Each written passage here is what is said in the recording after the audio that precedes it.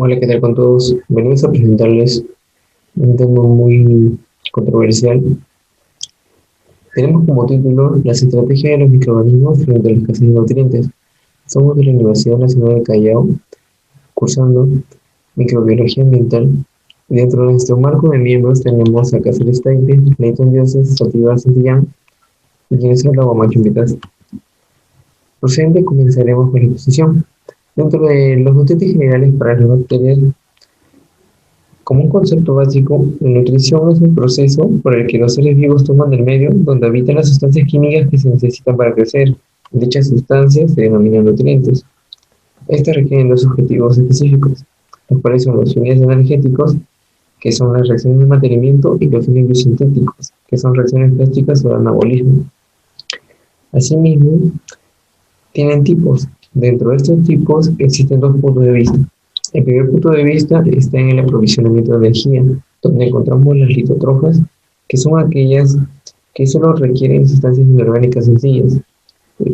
En otro punto tenemos los organotrófos, que requieren compuestos orgánicos, tales como hidratos de carbono, hidrocarburos, lípidos, proteínas y alcoholes. En segundo punto de vista tenemos lo que son los biosintéticos. Encontramos las autotrofas, que crecen sintetizando sus materiales a partir de sustancias inorgánicas sencillas. En heterotrofas, su fuente de carbono es orgánica. Si bien otros elementos distintos de carbono pueden ser captados en forma inorgánica. Dentro de otros conceptos, tenemos las autotrofas estrictas, que son aquellas bacterias incapaces de crecer usando su materia orgánica como fuente de carbono. Y las mixotrofas, que son aquellas bacterias con un metabolismo energético litótrofo y obtienen energía de compuestos orgánicos. Asimismo, requieren sustancias orgánicas como nutrientes para su metabolismo biosintético. Existen también clases de nutrientes. Dentro de ellas tenemos las universales, particulares y factores de crecimiento. Las universales se puede decir que son aquellos que son requeridos por todos los procariotas. Entre ellos encontramos el agua, el dióxido de carbono, el fósforo y las sales minerales. Tenemos en otro punto los nutrientes particulares, donde encontramos el nitrógeno y el azufre. Dentro de eso también fijamos lo que es el nitrógeno. Y por último, tenemos lo que son los medios de cultivo. Los medios de cultivo también tienen una división de tres, de los cuales están los complejos o indefinidos, en la cual su composición química exacta se desconoce, ya que son el producto de realizar infusiones y extractos de materiales naturales complejos. Los medios sintéticos o definidos, que se obtienen disolviendo en agua destilada en cantidades concretas de distintas sustancias químicas, puras, orgánicas y o inorgánicas. Y por último, el medio semisintético, donde se llevan algunas sustancias químicas cuya naturaleza y cantidad conocemos. Dadas todas estas pautas presentes respecto a los nutrientes de los microorganismos, ¿qué pasaría si estos tuvieran otro mecanismo o algunas otras estrategias como para sobrevivir dentro de una escasez de alimentarse? Continuando con la exposición, sabemos que los ecosistemas tienen baja concentración de nutrientes y de materia orgánica, siendo así que los microorganismos van a pasar por periodos de escasez, por lo que esos microorganismos van a tener que desarrollar estrategias las cuales les van a permitir la supervivencia en estas condiciones de escasez o de estrés. Vamos a ver algunas de las estrategias de los microorganismos.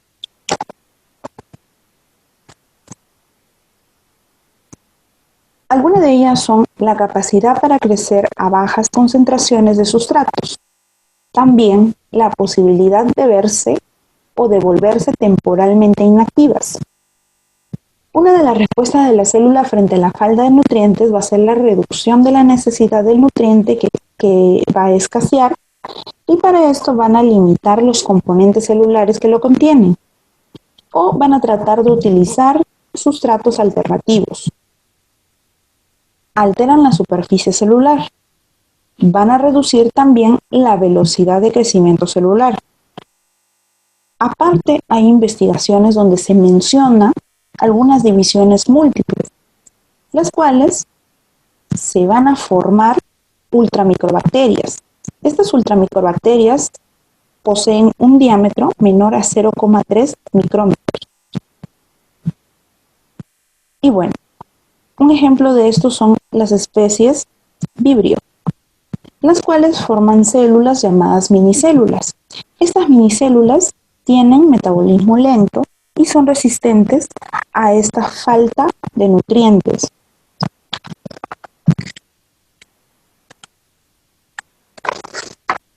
Dicho todo esto, existen sistemas globales de regulación, los cuales tienen un importante papel en la resistencia bacteriana frente a la escasez. Acá observamos un cuadro en donde estamos detallando el sistema bacteriano reguladores en condiciones de escasez de nutrientes, el sistema, el microorganismo y el control genético. Y vamos a hablar un poquito de cada uno de ellos. En el primero vemos la condición de escasez, que son las bajas concentraciones de aminoácidos, que obtiene una respuesta restrictiva. Esta respuesta general a condiciones de escasez. El agotamiento de los aminoácidos dispara la respuesta. Las células disminuyen la velocidad de síntesis de RNA y de tRNA. Cuando tenemos, por ejemplo, bajas concentraciones en amonio, en el sistema NTR, y tenemos el microorganismo de las enterobacterias. Es una respuesta general a la escasez de nitrógeno. La concentración limitante de amonio dispara la respuesta. Las células sintetizan las proteínas que necesitan aprovechando las concentraciones muy bajas de amonio y así obtienen nutrientes a partir de fuentes alternativas. ¿Cuál es lo que va a obtener? Va a obtener el nitrógeno de estas fuentes. En el caso de las bajas concentraciones de glucosa, tenemos el sistema de represión por catabolito. El microorganismo son las enterobacterias. La respuesta general a las concentraciones limitantes de la materia orgánica, lo que va a pasar es que las células sintetizan enzimas para la utilización de otras fuentes de carbono orgánico. Y ahora vamos a ver dos más, acerca de la baja concentración de oxígeno molecular en el sistema ARE. Y tenemos la muy conocida Escherichia coli. El sistema general de los anaerobios facultativos que responde a condiciones de anoxia. Activa vías metabólicas que permiten la utilización de otros aceptores terminales de electrones del metabolismo respiratorio. Y así se produce un cambio del metabolismo aerobio al anaerobio. Y como último tenemos bajas concentraciones de fosfato. En el sistema PHO, que también tenemos las enterobacterias. Las células activan los genes para utilizar compuestos de fosfato orgánico y para el aprovechamiento de cantidades traza de fosfato inorgánico. Y bien, para continuar, les haré presentes el artículo que presentó en colaboración la Universidad de Pompeu Fabra junto con la Universidad de California en San Diego. Esta nos dice lo siguiente: en su título, las bacterias se alimentan por turnos cuando se encuentran en situación de escasez. Según los investigadores, entre los que se encuentran el profesor de la Universidad de Pompeu Fabra, Jordi García, él nos dice que se preguntaron qué hacían las comunidades bacterianas vecinas cuando los nutrientes escasean y encontraron que en este escenario las bacterias adoptan una elegante estrategia de tiempo compartido en la que alternan los periodos de alimentación para el consumo. Lo que es interesante aquí es que estas bacterias simples y unicelulares parecen criaturas solitarias, pero cuando forman parte de una comunidad muestran comportamientos muy dinámicos y complejos, normalmente atribuidos a organismos más sofisticados e incluso a redes sociales. Comenta otro de los investigadores, el cual es Jules Sul, el director asociado del Centro de Biología del Sistema de San Diego. En otro mismo contexto, el concepto de tiempo compartido utilizado en apartamentos vacacionales, informática y otras aplicaciones sociales. En el año 2015, el propio profesor y asimismo el profesor de la Universidad de Pompeu Fabra, Jordi García, junto a sus colegas descubrieron que las comunidades estructuradas de bacterias conocidas como biofilms usan señales eléctricas para comunicarse de forma muy parecida a como lo hacen las neuronas. Ahora, este nuevo estudio investiga cómo interactúan dos comunidades de biofilms. Mediante modelos matemáticos y experimentos utilizando técnicas de microfluídica y microscopia time-lapse, los investigadores han descubierto que comunidades de biofilms vecinas participan en comportamientos sincronizados a través de estas señales eléctricas. Los experimentos revelan que cuando los biofilms se encuentran en una situación de cantidad limitada de nutrientes, alternan sus periodos de alimentación para reducir la competencia y evitar colapsos en el consumo. Justo aquí en la imagen que se puede apreciar, se detalla la situación de escasez de nutrientes, donde se pueden ver la película de oscilaciones alternas en un par de biofilms de la especie Bacillus subtilis, creciendo de la misma manera en la cámara de microfluídica. El color cian representa la fluorescencia emitida por el colorante del potencial de la membrana, Thioflavin 3. Las series temporales muestran las fluorescencias de consumo de los dos a maximizar biofilms. En su mayoría, los ecosistemas naturales se caracterizan por tener una baja concentración de materia orgánica y demás nutrientes listos para su uso.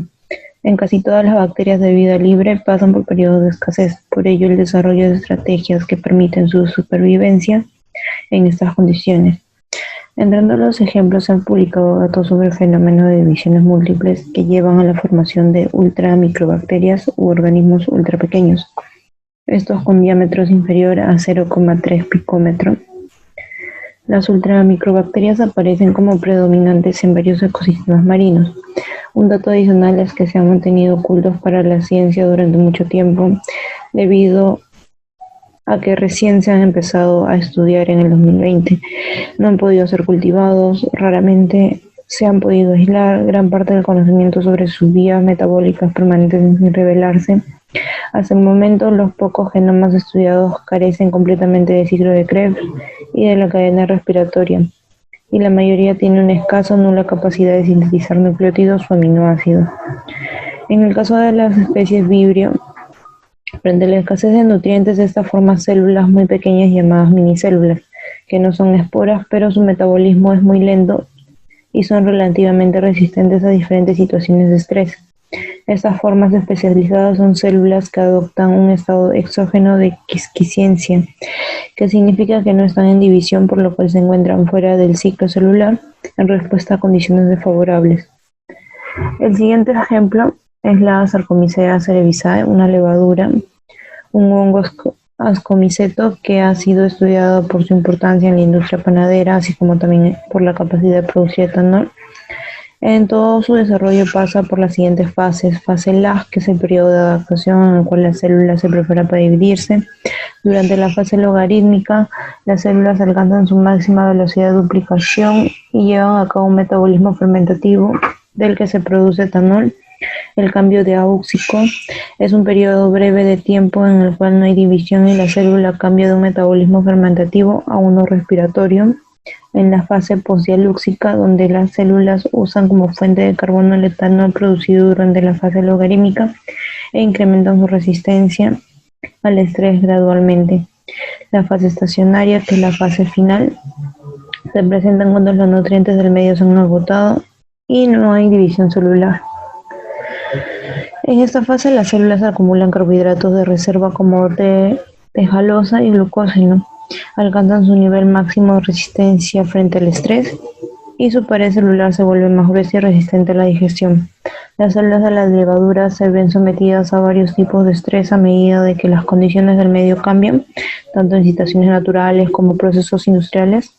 En general, las condiciones adversas a las que se enfrenta este organismo afectan principalmente a estructuras celulares como las membranas y a diferentes macromoléculas, especialmente lípidos, proteínas y ácidos nucleicos, las cuales sufren modificaciones estructurales que dañan su función. Para hacer frente a estas situaciones desfavorables, la levadura responde rápidamente sintetizando moléculas que le permiten atenuar o reparar el daño causado por el estrés. Entre las moléculas mejor caracterizadas en esta respuesta son las llamadas proteínas de estrés, que funcionan como autorreguladoras y tratan de un mecanismo de defensa. Y la función de esta proteína es protectora, ya que ayuda a recuperar los elementos dañados, generalmente otras proteínas o ácidos nucleicos. Estrategia de la Halobacterium ante la falta de nutrientes. En este caso tomaré este ejemplo y tratar de explicar qué es lo que hace ante la falta de un nutriente tan importante como es el O2. Entonces, lo primero que realiza esta bacteria ante la falta o escasez de este nutriente es sintetizar una proteína, la llamada bacteriorhodopsina. Esta proteína es característica porque tiene un color púrpura y por lo general forma unos parches en la pared de la bacteria. Entonces aquí se ve ese color y se entendería que esta bacteria ya ha sintetizado esa proteína y se encuentra en un ambiente con muy poca concentración de oxígeno. Ahora, esta bacteria presenta esta proteína, la cual tiene las siguientes partes. La primera parte, que vienen a ser unos hélices, los alfa hélices, y son en total 7, que es por donde realiza la función de bombear protones. Y luego se tiene el retinal, que es la parte externa, ¿no? Ahora, ¿cómo funciona esa proteína?